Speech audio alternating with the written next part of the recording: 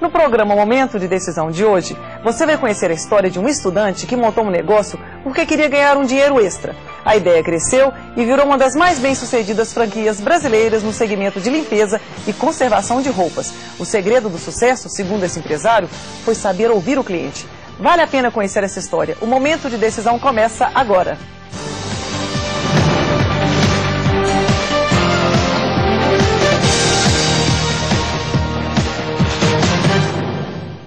Ele se formou em Direito, mas acabou não se tornando advogado. A veia empreendedora o levou para o setor empresarial. Em parceria com um amigo, abriu uma pequena loja para tingir jeans. 3 anos depois da fundação do negócio, foi promulgada a lei de franquia, criando a oportunidade ideal para o crescimento da empresa. Está conosco Jair Roberto Jasper, sócio fundador da Restaura Jeans, uma rede de franquias com cerca de 200 lojas no país, sediada no Rio Grande do Sul. Jair, é um prazer tê-lo aqui no Momento de Decisão. É um prazer nosso, Liliane, estar aqui nesse programa conceituado. Conta para os nossos telespectadores como é que foi sua infância. Você viveu numa colônia alemã, é verdade? Exato, exato. No Rio Grande do Sul havia várias colonizações alemãs, fundadas em 1870, 1872. E o meu tataravô veio da Alemanha com meu bisavô com 8 anos para uma dessas colonizações. E essas colonizações eram muito retiradas, quer dizer, ficavam longe dos grandes centros, então não tinha acesso asfáltico e tal, e elas criavam uma economia própria, uma vida própria, né? Então tinha a igreja, tinha o salão, tinha a escola e os moradores todos colonizadores e agricultores, né? E a educação era muito rígida? Com certeza, era, mas ela não era muito boa, vamos dizer, porque se pegava... um dos colonizadores era então um professor, o outro era enfermeiro, o outro se defendiam para começar essa nova colonização, né? E lá vocês só conversavam em alemão ou falavam-se português também? Só alemão. Eu, para ter uma ideia, nasci em 67 até 73, 74, eu só falava alemão. Toda a colonização, ela só se comunicava em português quando saía de lá. Certo. Mas aí depois você veio a estudar em alguma escola brasileira? Como é que foi? Sim, toda a parte da escola foi em português. Eu fiz o fundamental, que é até a 8ª série, depois o 2º grau em colégio agrícola. Então me formei em técnico em agropecuária, que foi minha primeira profissão. E que me levou a Santa Cruz do Sul, que é uma cidade a 100 quilômetros da onde a gente residia. Meu pai tinha uma pequena queijaria, então ele comprava o leite dos colonizadores e fazia o queijo. E por isso eu acabei entrando numa laticínios, chamado La Cesa, que depois virou Parmalat, e trabalhei 7 anos lá. E quando é que foi que você começou a se interessar pelo segmento de moda? Bom, isso foi em 90, eu conheci hoje o meu sócio, que também trabalhava na área agrícola, ele trabalhava na Emater, que é uma empresa de extensão rural. E quando a gente se conheceu, trocávamos ideia, e os dois tinham um intuito, ganhar um dinheiro extra. O nosso salário não dava para pagar as contas, como na maioria, né? Então a gente trabalhava, eu fazia direito, ele fazia química, e aí surgiu essa ideia de algo novo, né? O que podemos fazer? E o irmão dele tinha uma empresa de tingimento que prestava serviço para confecções. Todas as peças jeans passam por um processo. Seja um estone, uma lavagem ou um tingimento. E essa ideia surgiu de lá. Então os funcionários dele acabaram, olha, posso pôr uma calça minha que está desbotada, posso pôr junto com essas novas e tal. Isso foi se espalhando para os vizinhos, aí dos vizinhos acabou indo para um ponto de coleta, né? E em 91 a gente, e se a gente conseguir abrir um ponto de coleta desse numa outra cidade? Aí vocês então perceberam que realmente seria uma boa fonte de renda. Exatamente, poderia ter aí uma possibilidade que poderíamos fazer isso extra, extra trabalho. A gente fundou então a primeira loja a 100 quilômetros mais ou menos de Santa Cruz do Sul, que apenas tinha um balcão, uma prateleira, uma funcionária, e nós íamos todos os sábados lá. Então fazia publicidade, jornal, distribuição de panfletos. A empresa era nós dois. E essa funcionária então que trabalhava no balcão coletando as peças do consumidor. Então o consumidor que tinha lá uma peça desbotada e queria tingir ela, trazia até nós. Então você tinha uma equipe bem enxuta. Bem enxuta. E depois a coisa foi dando certo, aí vocês resolveram então expandir o negócio. Exatamente. Aí os próximos 2 anos a gente conciliou e fomos chegando em 3 cidades. E aí chegou um momento que não dava mais. Tínhamos que optar entre o nosso negócio ou o nosso emprego. E aí resolvemos então optar pelo nosso negócio. Coisa boa, e foi uma boa opção. Aí vocês pensaram então em montar uma rede de franquias. Exato. Aí em 93 foi o ano que a gente conseguiu chegar até 8 lojas. Então a ideia era ter só lojas próprias. Não se sonhava em franquia. Sim. E por causa do sucesso do negócio, várias pessoas de cidades vizinhas acabavam usando o nosso serviço e pediam para ser o nosso representante, vamos dizer assim, naquela cidade. Então, ou seja, coletava lá as peças, traziam até as nossas lojas e era então um ponto de captação nosso. E chegamos em 32 pessoas, só que essas pessoas, na grande maioria, eram pessoas físicas.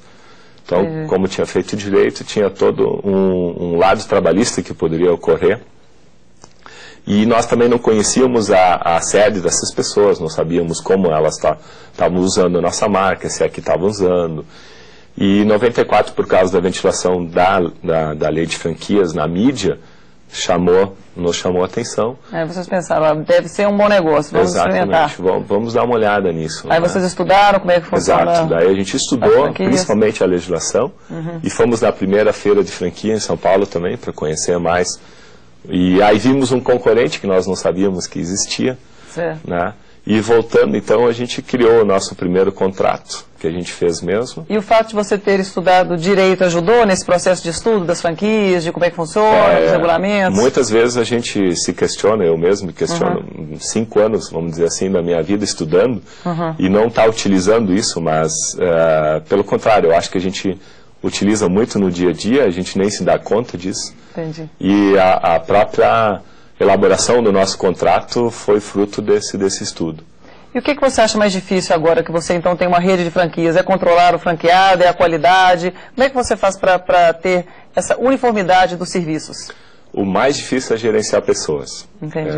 Eu me imagino que a grande maioria dos empresários ou das pessoas que lidam com pessoas, essa é o segredo do negócio, né? Não tendo especificamente, você pode estar vendendo o que quiser, móveis, bicicleta, automóveis, mas as pessoas é o fundamental.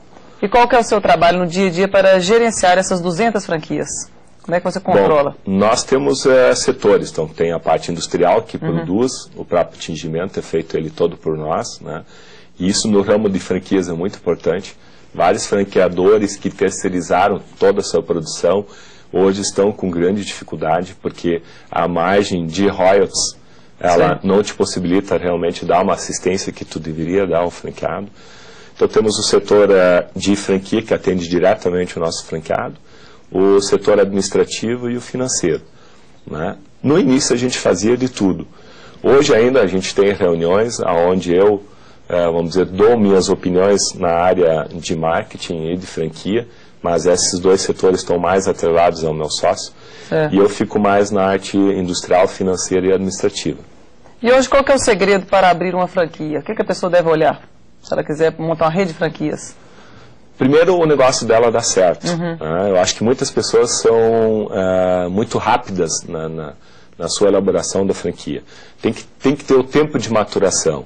Então, se você hoje tem um pequeno negócio, que você já testou, já tem seus 3, 4 anos, você sabe que dá certo, formatiza isso e pode ser franqueado. Hoje, pouquíssimos segmentos não caberia franquia, né? Mas a ideia inicial que eu posso sugerir é teste primeiro. Né? E o relacionamento numa sociedade, você com seu sócio, qual que é o segredo dessa harmonia de trabalho? Nós estamos quase 15 anos juntos, né? É um casamento, né? Mas eu acho que o principal das nossas são eu e o Flávio, que é meu sócio. Nós temos uma personalidade muito diferente, né? Então, raramente a gente se encontra fora da empresa. Quer dizer, nós temos nossos amigos separados, vamos dizer assim.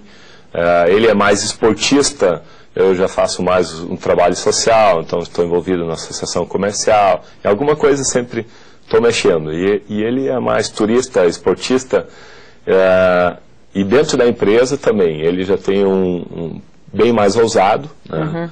eu, vamos dizer, jogo um pouco mais na retranca e a gente, então, somos dois, divide no meio e acaba dando certo. Então é necessário para uma sociedade essa diferença, né? Um tem que ser mais ousado, o outro mais tranquilo, para poder bater no liquidificador e dar certo. Exatamente. E também no conflito, há muitos conflitos, inclusive com franqueados e dentro da empresa também. Então sempre quando tem uma pessoa também mais moderada naquelas horas, é interessante manter a calma para conseguir fazer o gerenciamento do problema. E hoje, para uma pessoa abrir uma franquia da Restaura Jeans, qual que é a verba inicial que a pessoa deve ter? Bom, hoje precisa ao redor de R$40 mil. Tá? Não é um valor muito alto, claro que é muito dinheiro para algumas pessoas, mas se nós falarmos em termos de negócio, é um valor baixo. E a taxa de franquia? A taxa de franquia é R$10 mil. Né? Então hoje é um negócio muito simples, quer dizer, móveis 10, 12 mil, a reforma uns 8 mil, e equipamentos também em torno de 5 a 7 mil reais. E aí tem os royalties também, qual que seria o valor? Os royalties sobre o tingimento não paga, já está incluso no tingimento, e nós cobramos royalties apenas então sobre os outros serviços que são feitos na loja, que é a parte da costura, da transformação. Hoje você pode levar uma peça sua lá, quiser trocar um zíper, fazer uma bainha, ou a pessoa engordou, emagreceu, quer fazer ajustes, ou mesmo um cliente que é assíduo na nossa loja, principalmente as mulheres, acabam comprando alguma peça e não serve. Quer dizer, mesmo nova ou na cintura, algum lugar tem para fazer um ajuste. A gente trabalha também na área de couro, toda a restauração e lavagem de couro, e também lavanderia. E esse retorno, então, do investimento de R$40 mil, quanto tempo? A gente prevê em torno de 18 meses, e já no terceiro mês a atividade ela é autossustentável. Então, apenas no primeiro e no segundo mês que o franqueado ainda tem que ter uma reserva para adicionar na loja, alavancando o negócio inicial a partir do terceiro mês. E na sua rede, então, de franquias, né, entre funcionários diretos e indiretos, qual que é essa equipe que trabalha com o seu volume de empregos? Nós temos hoje 47 pessoas diretamente ligadas a nós. Temos uma central que tem 3 pessoas em São Paulo, e uma central em Curitiba, que tem 2 pessoas que trabalham especificamente na assistência do franqueado, e mais os 47, então, em Santa Cruz, onde é a matriz e a parte da indústria do tingimento. E os franqueados hoje envolvem mais ou menos 600 pessoas. Certo. Foi uma ideia que envolve muita mão de obra. Né? Então, em tese, foi feliz nesse Brasil, que falta tantos empregos. A gente conseguiu criar uma metodologia que emprega várias pessoas. E o franqueado é que tinge o jeans ou ele manda para você em Santa Cruz do Sul e você então faz esse trabalho? Ele manda para nós. Isso além de tingimento, é uma empresa de logística. Né? Porque tem, né? Só para ter uma ideia, mesmo as peças que a gente tem, que vem aqui de Minas, de São Paulo, do Rio, de Goiás, todas vão até a nossa sede no Rio Grande do Sul. Lá elas são tingidas e depois volta aqui. E aí o franqueado não tem que investir nesses equipamentos e tudo, né? Maquinário. Equipamentos, principalmente tratamento de efluentes. Né? Hoje nós temos ainda várias lavanderias que não têm tratamento, ainda fazem tingimentos, vamos dizer, caseiros. E isso no futuro bem próximo não será mais permitido. Entendi. Então a gente já está se antecipando a essa legislação.